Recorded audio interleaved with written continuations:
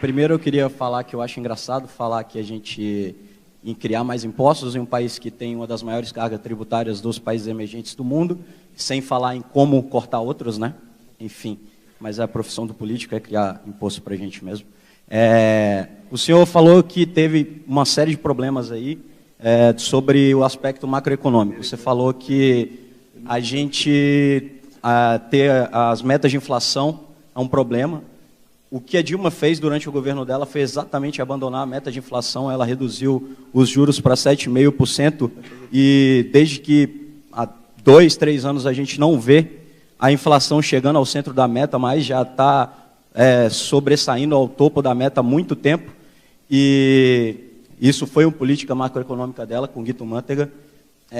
O câmbio flutuante a gente também abandonou, com os famosos swaps cambiais aí, que davam déficits gigantescos aí para o Banco Central, enfim. A gente abandonou também isso, o problema do câmbio. O superávit primário também, a gente teve déficits primários, ou seja, nenhum centavo dos nossos impostos foi para pagar a dívida, ela simplesmente cresceu, a gente não pagou um centavo dela, e as consequências a gente viu. A gente está com a inflação alta, juros gigantescos e desemprego. Cortando essa falácia de que um pouquinho de inflação é bom para o emprego, que a gente está vivenciando isso na carne, que não é verdade. Então, exatamente, esse é o seu diagnóstico. Eu queria saber o que você faria diferente disso, porque atacou exatamente todos os problemas, o governo Dilma atacou todos os problemas que você falou que era um problema para a gente e não resolveu nada. Na verdade, jogou a gente na pior crise do mundo, do Brasil. Aí, né? Levam a gente a uma certa digressão. Então, por exemplo, o PT já abandonou o consenso que teve conosco nos enfrentamentos todos, no enfrentamento da inflação. Ali no enfrentamento do Plano Real, o PT ficou contra, como ficou contra também a Constituição, não assinou a Constituição. Mas, a partir daí, é só dissenso. Por conta disso, nós acabamos de ouvir de um companheiro aqui, ele entende de economia, deve ser estudante de economia, mas ele não ouviu o que eu falei. Ele inverteu o que eu falei. Não o antagonizem, por favor. Ele é só vítima dessa brutal confusão que está acontecendo conosco no Brasil. Então nós precisamos, primeiro, por isso que eu estou fazendo esse esforço de correr às universidades, de aceitar os convites, não é para impor minha percepção das coisas, porque a minha fala é quase totalmente contraditória com o calor com que eu tenho sido recebido pela minha militância contra o golpe. Só que quando eu começo a falar, eu começo a dizer das besteiras que nós fizemos. Eu uso nós, do governo da Dilma, etc, etc. Eu sinto que, sabe, eu causo um certo baixo astral nos auditórios em relação, pelo menos, à energia, porque isto é o que eu quero. Eu quero falar aos seus corações, agradeço profundamente o calor, mas eu vim aqui para falar às suas cabeças, às suas inteligências, porque nós precisamos escolher um caminho. E aí vamos de novo para a economia. A questão dos três remédios, meu companheirinho, você não tinha nem nascido quando o Fernando Henrique manipulou isso, dentro do Palácio da Alvorada, num grande escândalo jamais noticiado pela mídia brasileira. Se estão querendo imputar ao Lula indícios de corrupção por um triplex cafona, numa praia cafona de Guarujá, eu vou contar para vocês uma noite que aconteceu em Brasília, em 1999, janeiro. Toda a falácia de câmbio flutuante, a retórica, o Fernando Henrique, sem reserva cambial nenhuma, Fernando Henrique liquidou as reservas cambiais brasileiras no primeiro mandato, fez os 3 maiores acordos do FMI, da história do FMI, não é do Brasil com o FMI, é os 3 maiores acordos do Brasil com a história do FMI desde Bretton Woods, para financiar a taxa de câmbio manipulada que ele fez para garantir, com voto comprado no Congresso, a reeleição. E o regime de câmbio do real não era de câmbio flutuante. Quando o Fernando Henrique, ministro, começou, as primeiras medidas provisórias do real, e eu fui ministro da Fazenda, e mudei isso, eram câmbio fixo, copiando a Argentina, a paridade. Então, a história, para quem é estudante de economia, é preciso ler, para não cair na propaganda mistificadora deles. Então, quando chegou na véspera da desvalorização do câmbio, até as pedras do caminho sabiam o que iam fazer, O Fernando Henrique chama o Chico Lopes, que era o presidente do Banco Central, engana o Chico Lopes, dizendo que não vai abandonar o regime de bandas cambiais. Nós saímos do regime de paridade para um regime de câmbio flutuante dentro de uma banda, ou seja, o câmbio ia flutuar, mas não livremente, ia flutuar, no caso, até 1,70 ou até 1,30, entre 1,30 e 1,70. Essa era a banda de flutuação, tudo para dar variáveis tabeladas para a especulação financeira. E aí o Chico Lopes sai, convoca o Marca e Fonte Sindan, que davam propina para ele, e anuncia para o Marca e Fonte Sindan que o câmbio não vai mudar, e o Banco Marca e Fonte Sindan, na contramão de 100% do sistema financeiro, menos Banco do Brasil, Caixa Econômica e Marca e Fonte Sindan, acertam na mosca a virada do câmbio que foi liberado para flutuante. E se desvalorizou em quase 40%. Quem perdeu? Marca e Fonte Sindan, porque foram enganados pelo Chico Lopes, que foi, por sua vez, enganado pelo Fernando Henrique. E quem perdeu os 16 bilhões de dólares que o Itaú, Unibanco, não sei quem, a banca privada ganhou naquela noite? Banco do Brasil e Caixa Econômica Federal. O povo brasileiro. 16 bilhões de dólares o Brasil perdeu naquela noite. Então eu sei muito bem que tipo de trambique está por detrás dessa história de câmbio flutuante manipulado por políticos. E vocês ouviram aqui que o Fernando Henrique fez e a Dilma fez também. Isso não quer dizer que eu concordei com a Dilma, não. Quer dizer que eu censurei, e o que é que eu faria diferente? Eu manipularia o câmbio em favor de um projeto nacional de desenvolvimento e da reindustrialização do Brasil. Porém, manipularia de forma absolutamente secreta e fazendo com que a taxa de câmbio fosse criminalizado o vazamento de informação sobre ela. Qual será o valor dela? Aí sim, eu aprecio a ideia de que o câmbio deve flutuar conforme os pesos e contrapesos do mercado. Porém, um dos vetores do mercado é o Estado Nacional Brasileiro, com reservas cambiais de 380 bilhões de dólares que estão guardadas no estrangeiro, ouvindo a nossa conversa hoje aqui. O Brasil tem 380 bilhões de dólares de reserva, enquanto o senhor Fernando Henrique deixou o Brasil com reservas líquidas negativas. Segundo ponto, a questão fiscal.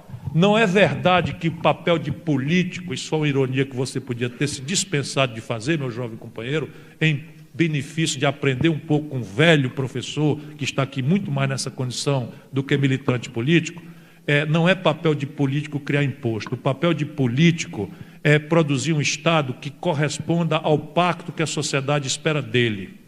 Portanto, esse papo furado de Estado mínimo é conversa de barão que está de bucho cheio, ganhando na especulação.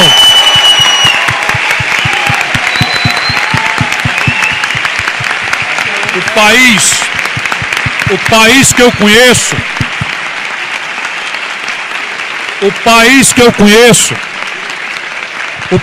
eu conheço tem 14 milhões de famílias sem teto.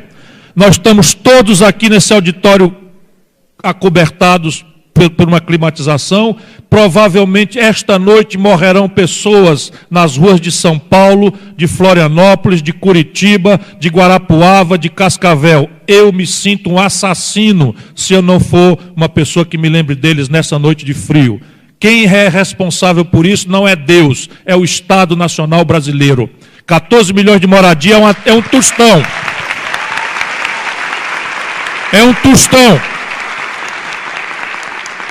O Brasil hoje tem menos leitos de hospital do que tinha há 12 anos atrás. O genocídio que se está praticando contra os pobres no Brasil, é preciso ter alguém responsável por revertê-lo. E eu acho que o Brasil tem que sair fazendo essas contas.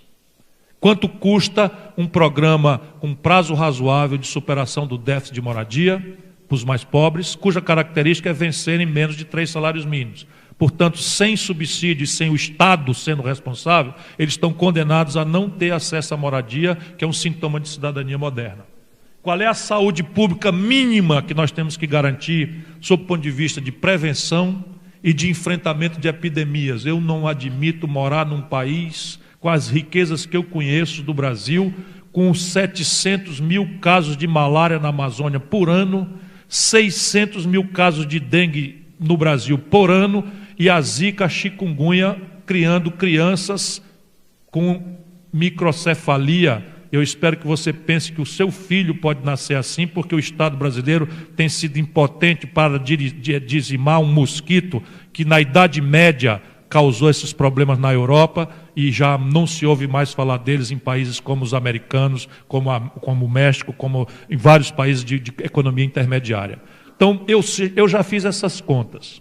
A carga tributária necessária para o Brasil, inclusive honrar um perfil sadio do seu endividamento, depois de auditado e termos clareza de qual é a correspondência dessa dívida, porque há muita roubalheira nela, com informação privilegiada, com a mudança de tática entre títulos pré e títulos pós-fixados. Eu vou explicar para vocês o que é.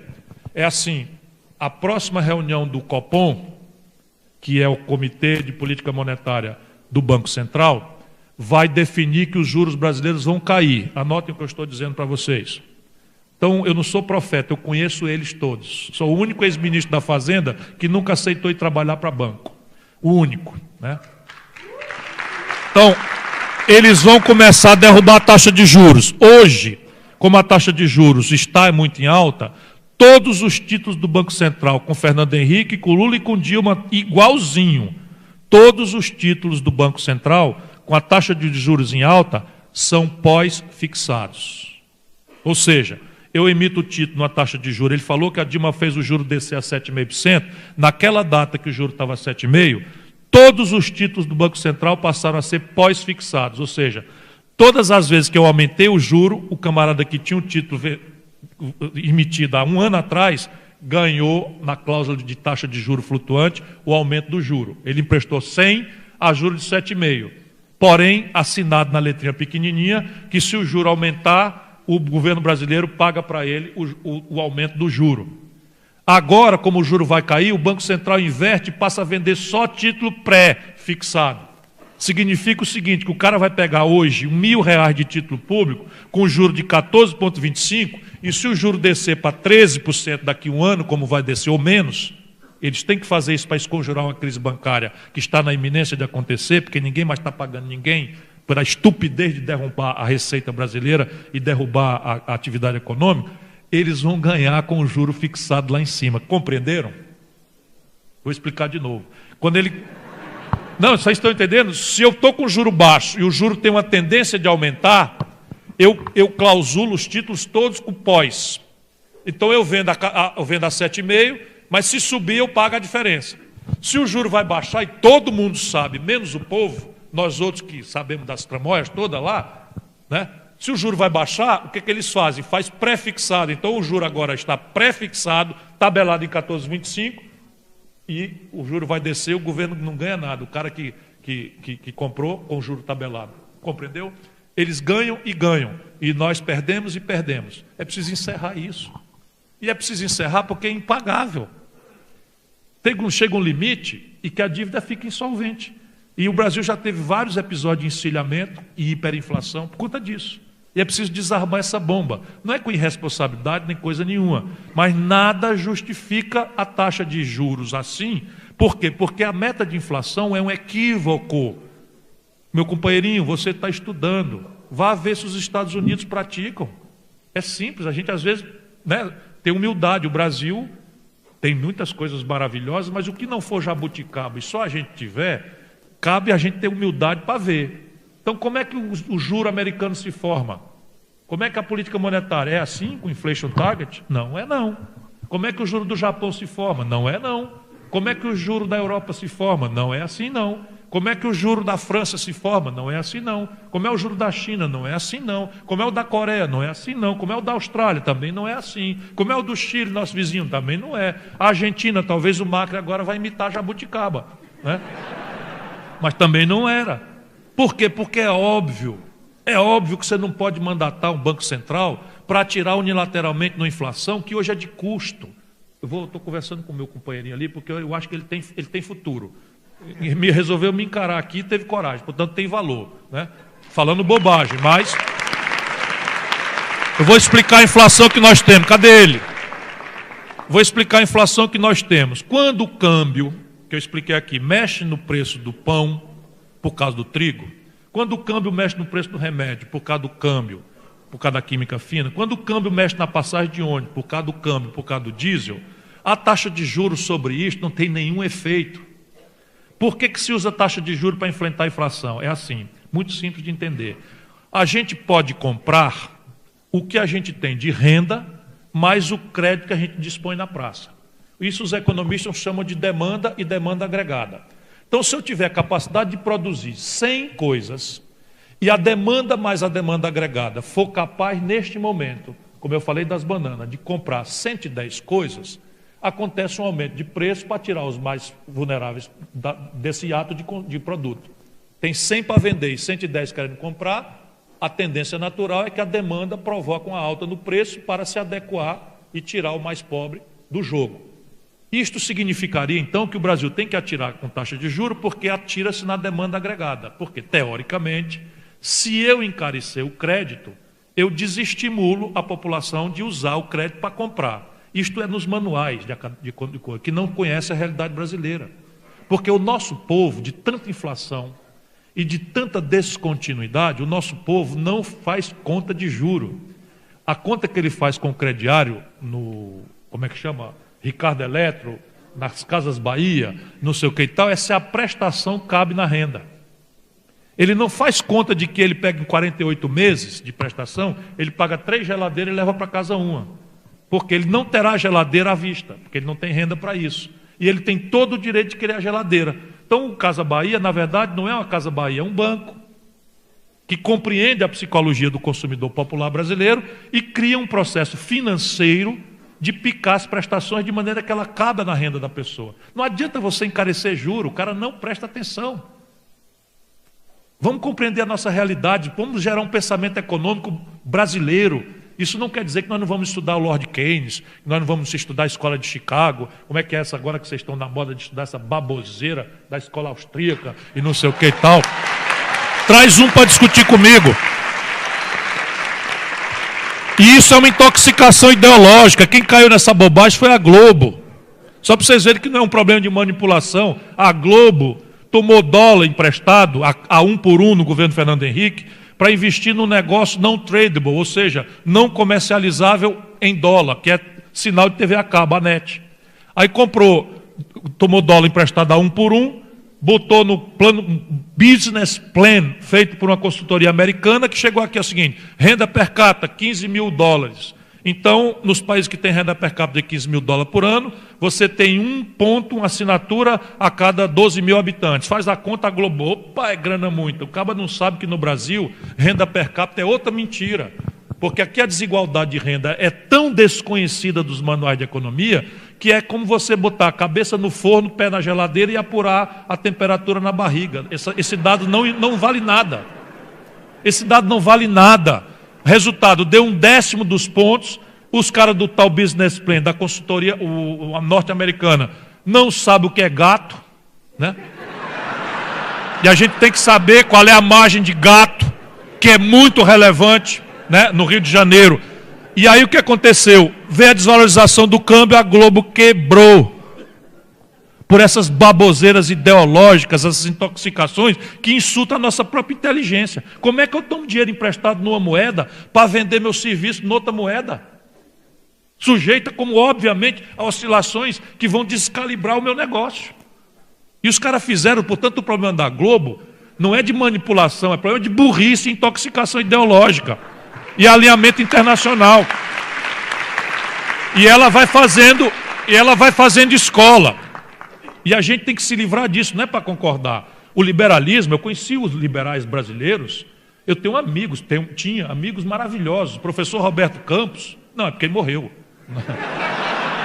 Professor Roberto Campos, nós saímos discutindo, nós fomos discutir em Oxford, na Inglaterra, um seminário produzido por ING Barings, eu, né, centro-esquerda e tal, e ele direita, mas um cara brilhante, porra, aí você aprende, o cara conversa, aí tem uma conversa e tal, e agora eu quero advertir que não tem mais nenhum.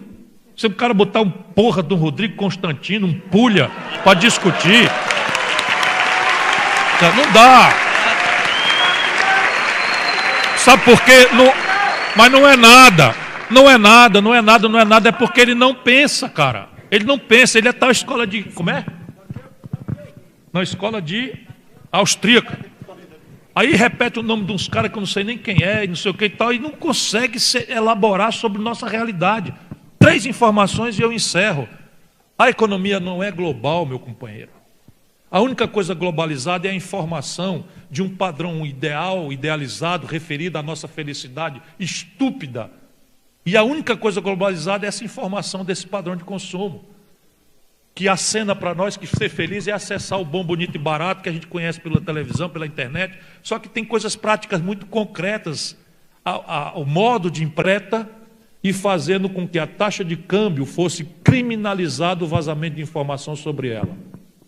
Qual será o valor dela? Aí sim, eu aprecio a ideia de que o câmbio deve flutuar conforme os pesos e contrapesos do mercado. Porém, um dos vetores do mercado é o Estado Nacional Brasileiro, com reservas cambiais de 380 bilhões de dólares que estão guardadas no estrangeiro, ouvindo a nossa conversa hoje aqui. O Brasil tem 380 bilhões de dólares de reserva, enquanto o senhor Fernando Henrique deixou o Brasil com reservas líquidas negativas. Segundo ponto, a questão fiscal. Não é verdade que o papel de político, isso é uma ironia que você podia ter se dispensado de fazer, meu jovem companheiro, em benefício de aprender um pouco com um velho professor, que está aqui muito mais nessa condição do que militante político, não é papel de político criar imposto. O papel de político é produzir um Estado que corresponda ao pacto que a sociedade espera dele. Portanto, esse papo furado de Estado mínimo é conversa de barão que está de bucho cheio, ganhando na especulação.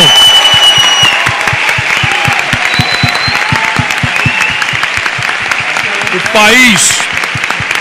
país que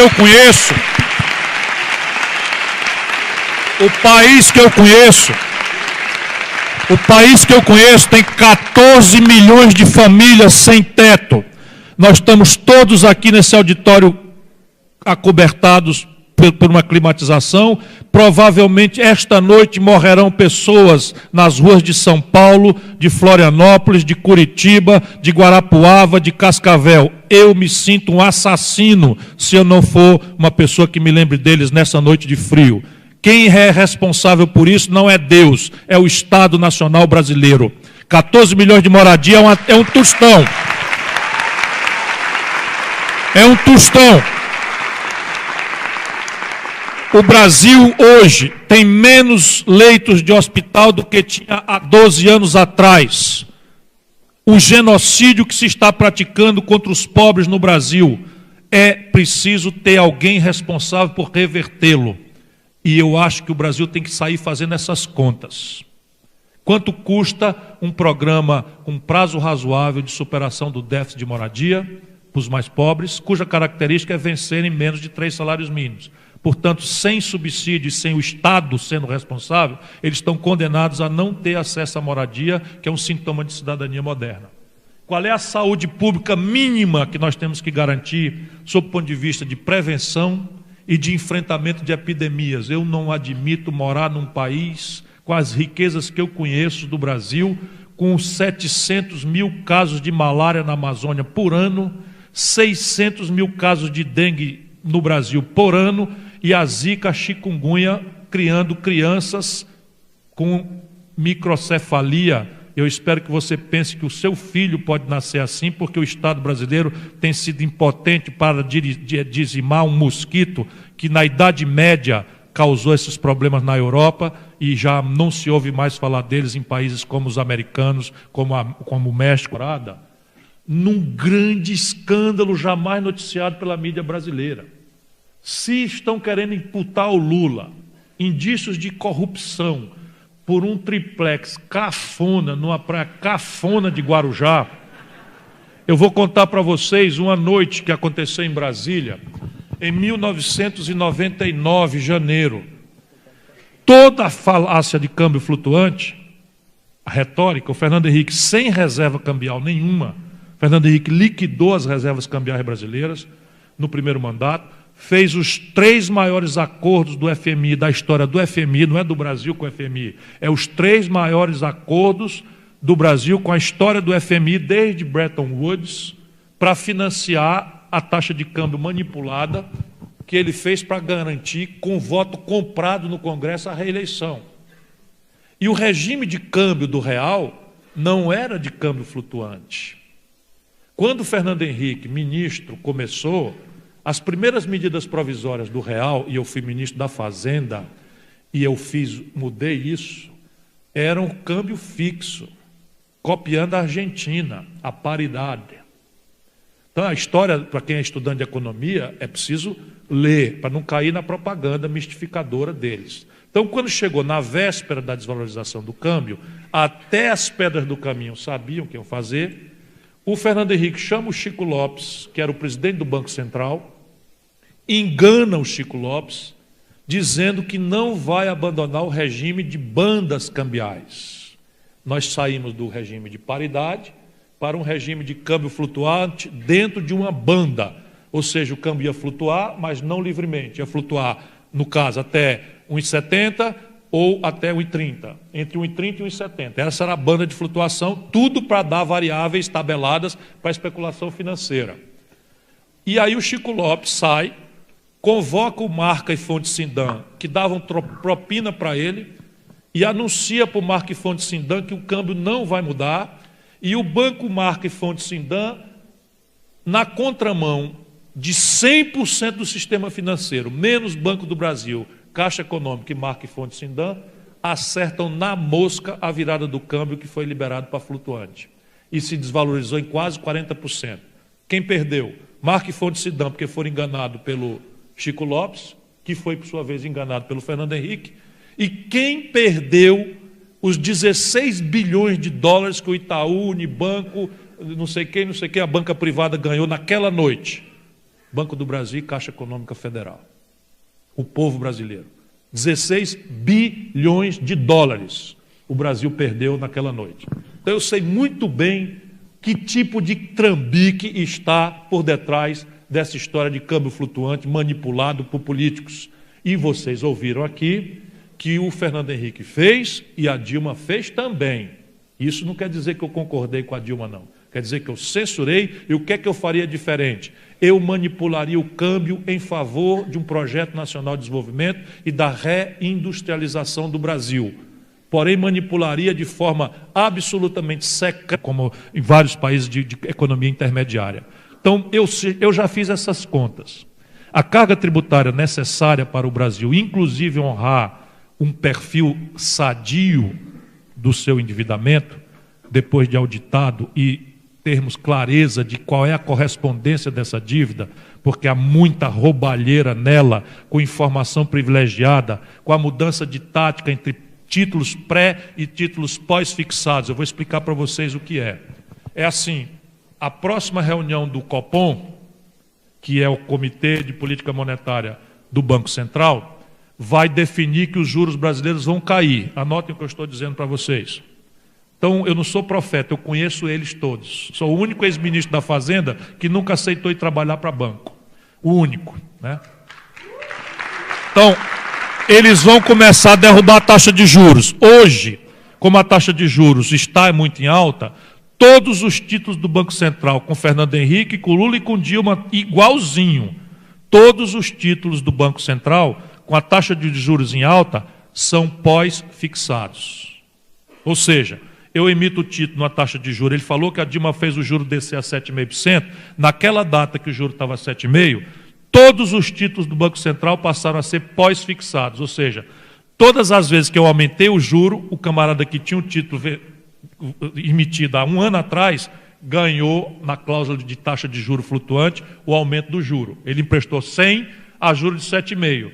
Porém, assinado na letrinha pequenininha, que se o juro aumentar, o governo brasileiro paga para ele o aumento do juro. Agora, como o juro vai cair, o Banco Central inverte e passa a vender só título pré-fixado.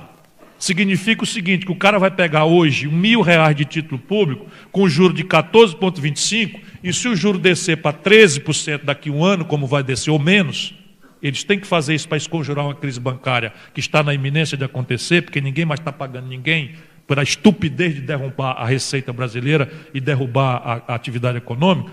eles vão ganhar com o juro fixado lá em cima. Compreenderam?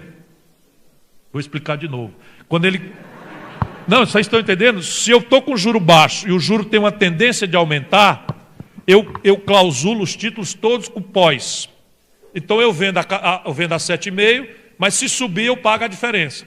Se o juro vai baixar, e todo mundo sabe, menos o povo, nós outros que sabemos das tramóias todas lá, né? Se o juro vai baixar, o que eles fazem? Faz pré-fixado. Então o juro agora está pré-fixado, tabelado em 14,25, e o juro vai descer, o governo não ganha nada. O cara que comprou com o juro tabelado. Compreendeu? Eles ganham e ganham. E nós perdemos e perdemos. É preciso encerrar isso. E é preciso encerrar porque é impagável. Chega um limite e que a dívida fica insolvente. E o Brasil já teve vários episódios de encilhamento e hiperinflação por conta disso. E é preciso desarmar essa bomba. Não é com irresponsabilidade nem coisa nenhuma. Mas nada justifica a taxa de juros assim. Por quê? Porque a meta de inflação é um equívoco. Meu companheirinho, você está estudando. Vá ver se os Estados Unidos praticam. É simples. A gente às vezes, né, tem humildade. O Brasil tem muitas coisas maravilhosas, mas o que não for jabuticaba e só a gente tiver, cabe a gente ter humildade para ver. Então, como é que o juro americano se forma? Como é que a política monetária é assim, com inflation target? Não é não. Como é que o juro do Japão se forma? Não é não. Como é que o juro da Europa se forma? Não é assim não. Como é que o juro da França se forma? Não é assim não. Como é o juro da China? Não é assim não. Como é o da Coreia? Não é assim não. Como é o da Austrália? Também não é assim. Como é o do Chile, nosso vizinho? Também não é. A Argentina, talvez o Macri agora vai imitar jabuticaba, né? Mas também não era. Por quê? Porque é óbvio que você não pode mandatar um Banco Central para atirar unilateralmente na inflação, que hoje é de custo. Estou conversando com o meu companheirinho ali, porque eu acho que ele tem futuro. Resolveu me encarar aqui e teve coragem, portanto tem valor, né? Falando bobagem, mas eu vou explicar a inflação que nós temos. Cadê ele? Vou explicar a inflação que nós temos. Quando o câmbio, que eu expliquei aqui, mexe no preço do pão por causa do trigo, quando o câmbio mexe no preço do remédio por causa do câmbio, por causa da química fina, quando o câmbio mexe na passagem de ônibus por causa do câmbio, por causa do diesel, a taxa de juros sobre isso não tem nenhum efeito. Por que se usa taxa de juros para enfrentar a inflação? É assim, muito simples de entender. A gente pode comprar o que a gente tem de renda, mais o crédito que a gente dispõe na praça. Isso os economistas chamam de demanda e demanda agregada. Então, se eu tiver capacidade de produzir 100 coisas e a demanda mais a demanda agregada for capaz, neste momento, como eu falei das bananas, de comprar 110 coisas, acontece um aumento de preço para tirar os mais vulneráveis desse ato de produto. Tem 100 para vender e 110 querendo comprar, a tendência natural é que a demanda provoque uma alta no preço para se adequar e tirar o mais pobre do jogo. Isto significaria, então, que o Brasil tem que atirar com taxa de juros porque atira-se na demanda agregada. Porque, teoricamente, se eu encarecer o crédito, eu desestimulo a população de usar o crédito para comprar. Isto é nos manuais de coisa, que não conhece a realidade brasileira. Porque o nosso povo, de tanta inflação e de tanta descontinuidade, o nosso povo não faz conta de juro. A conta que ele faz com o crediário, como é que chama? Ricardo Eletro, nas Casas Bahia, não sei o que e tal, é se a prestação cabe na renda. Ele não faz conta de que ele pega em 48 meses de prestação, ele paga 3 geladeiras e leva para casa uma. Porque ele não terá geladeira à vista, porque ele não tem renda para isso. E ele tem todo o direito de querer a geladeira. Então, o Casa Bahia, na verdade, não é uma Casa Bahia, é um banco que compreende a psicologia do consumidor popular brasileiro e cria um processo financeiro de picar as prestações de maneira que ela caiba na renda da pessoa. Não adianta você encarecer juro, o cara não presta atenção. Vamos compreender a nossa realidade, vamos gerar um pensamento econômico brasileiro. Isso não quer dizer que nós não vamos estudar o Lord Keynes, que nós não vamos estudar a escola de Chicago, como é que é essa agora que vocês estão na moda de estudar essa baboseira da escola austríaca e não sei o que e tal. Traz um para discutir comigo. E isso é uma intoxicação. Primeiro eu queria falar que eu acho engraçado falar que a gente em criar mais impostos em um país que tem uma das maiores cargas tributárias dos países emergentes do mundo, sem falar em como cortar outros, né? Enfim. mas a profissão do político é criar imposto para a gente mesmo.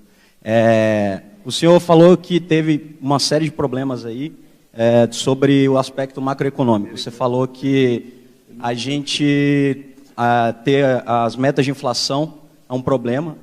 O que a Dilma fez durante o governo dela foi exatamente abandonar a meta de inflação. Ela reduziu os juros para 7,5% e desde que há 2, 3 anos a gente não vê a inflação chegando ao centro da meta, mas já está sobressaindo ao topo da meta há muito tempo.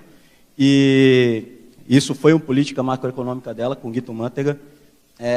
O câmbio flutuante a gente também abandonou, com os famosos swaps cambiais aí, que davam déficits gigantescos aí para o Banco Central, enfim.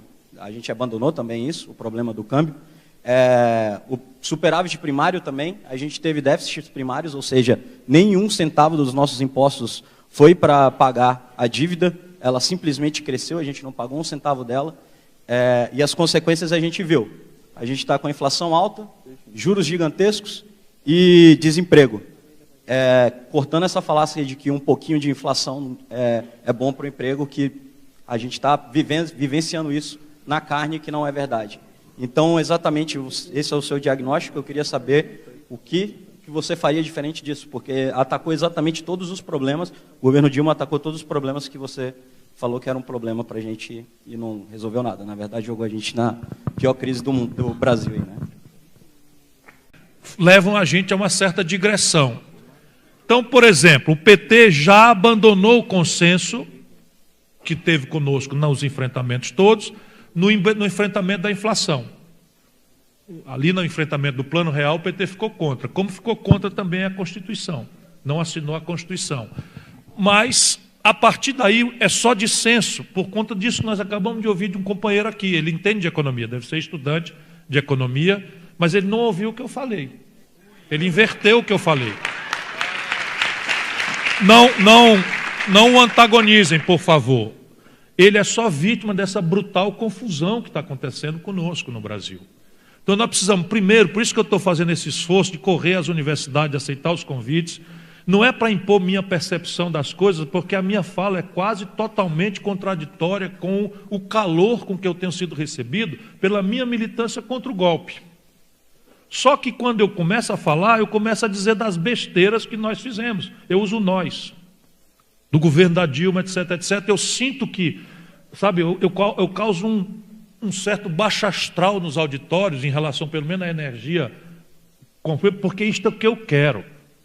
Eu quero falar aos seus corações, agradeço profundamente o calor, mas eu vim aqui para falar às suas cabeças, às suas inteligências, porque nós precisamos escolher um caminho. E aí vamos de novo para a economia. A questão dos três remédios, meu companheirinho, você não tinha nem nascido quando o Fernando Henrique manipulou isso dentro do Palácio da Alvorada.